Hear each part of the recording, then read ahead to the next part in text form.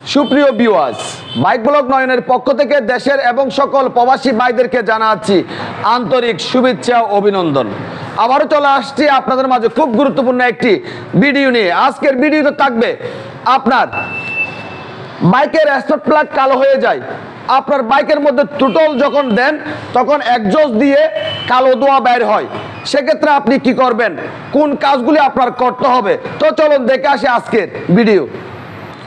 একটি বাইকের খুব গুরুত্বপূর্ণ জিনিস হচ্ছে বাইকের স্পার্ক প্লাগ। আপনি বুঝতে পারবেন আপনার বাইকের স্পার্ক প্লাগের মুখ দেখলে, স্পার্ক প্লাগের মুখ কালো হয়ে গেছে কিনা, স্পার্ক প্লাগের মুখ সাদা হয়ে গেছে কিনা, স্পার্ক প্লাগের মুখ বাদামি কালার আছে কিনা। যদি স্পার্ক প্লাগের মুখ যদি কালো হয়ে যায়, কোন কাজগুলি করতে হবে আজকের ভিডিওতে আপনাদের দেখাবো। এবং যদি বাদামি কালার থাকে সেক্ষেত্রে আপনার বাইকের লক্ষণ কি। আপনার বাইকের লক্ষণ ভালো, আপনি আপনার বাইক থেকে ভালো মাইলেজ পাচ্ছেন, আপনার বাইকের ইঞ্জিনের কোনো সমস্যা দেখা যাচ্ছে না, কারণ আপনার বাইকের এয়ার এবং ফুয়েল এক্সজস্ট সঠিক আছে, সেক্ষেত্রে আপনার বাইকের স্পার্ক প্লাগের মুখ বাদামি কালার দেখা যাচ্ছে, সেক্ষেত্রে আপনি ধরে নেবেন মাইলেজ ভালো পাচ্ছেন, বাইক চালিয়েও কিন্তু অনেক বেশি মজা পাচ্ছেন। আর যদি সাদা কালার দেখা যায় সেক্ষেত্রে আপনার বাইক থেকে আপনি অতিরিক্ত মাইলেজ বেশি পাচ্ছেন। আপনি যদি অতিরিক্ত বেশি মাইলেজ পান সেক্ষেত্রে ইঞ্জিনের জন্য ক্ষতি হয়। ইঞ্জিনের ক্ষতি না হওয়ার জন্য আপনার অবশ্যই ভালো একজন মেকানিক দিয়ে আপনার বাইকের এয়ার এবং ফুয়েল অ্যাডজাস্ট করে নেবেন। এখন আমি এই বাইকের স্পার্ক প্লাগ খুলবো, স্পার্ক প্লাগের মুখের কালারটি কেমন আছে। তো আপনারা দেখতে পাচ্ছেন বাইক থেকে স্পার্ক প্লাগ খুলে নিচ্ছি। স্পার্ক প্লাগ খোলার পর আমাদের দেখতে হবে স্পার্ক প্লাগের মুখের কালার। স্পার্ক প্লাগের মুখের কালার যদি কালো হয়ে যায় সেক্ষেত্রে দেরি না করে আপনি কি করবেন, আপনার বাইকের মধ্যে আজকের ভিডিওতে যে বিষয়গুলি বলবো সেই বিষয়গুলি ফলো করবেন। এই বাইকের স্পার্ক প্লাগ আপনারা দেখতে পাচ্ছেন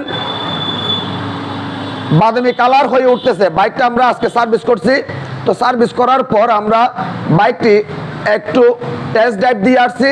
টেস্ট ড্রাইভ দিয়ে আসার পর আমরা চেক করতেছি এখন প্লাগের মুখের কালার কেমন আছে। তো প্লাগের মুখের কালার মোটামুটি বাদামি কালার আসতেছে, সেক্ষেত্রে আমি ধরে নিচ্ছি এই বাইকের মধ্যে মাইলেজ ভালো আসবে। এবং আপনার বাইকের স্পার্ক প্লাগ যদি অতিরিক্ত কালো হয়ে যায় সেক্ষেত্রে আপনার বাইকের স্পার্ক প্লাগ পরিবর্তন করে নেবেন এবং ভিডিওতে দেখানো বিষয়গুলি ফলো করবেন। তারপর যে বিষয়টি আপনাদের দেখতে হবে সেটি হচ্ছে এয়ার ফিল্টার ফোমটি। এয়ার ফিল্টার ফোমটি যদি অতিরিক্ত ময়লা হয়ে যায় সেক্ষেত্রে পরিষ্কার করে নেবেন। আর যদি দেখতেছেন পরিষ্কার করার সময় এটা আর চলবে না, সেক্ষেত্রে নতুন এয়ার ফিল্টার ফোমটি আপনার বাইকের সার্ভিস সেন্টার থেকে লাগিয়ে নেবেন। এবং 2 নাম্বার এয়ার ফিল্টার ফোম লাগানো থেকে বিরত থাকবেন। 2 নাম্বার যদি ফোম লাগান সেক্ষেত্রে আপনার বাইকের কম্বাসন চেম্বারের মধ্যে অক্সিজেন ঠিকমতো পৌঁছাতে পারবে না, বাইক চালিয়েও মজা পাবেন না। সেজন্য অবশ্যই এয়ার ফিল্টার ফোমটি 1 নাম্বার হতে হবে। এয়ার ফিল্টার ফোমটি 2 নাম্বার লাগাবেন না। এয়ার ফিল্টার ফোমটি লাগানোর সময় টাকা একটু বেশি খরচ হলেও খেলা কিন্তু সুন্দর হবে।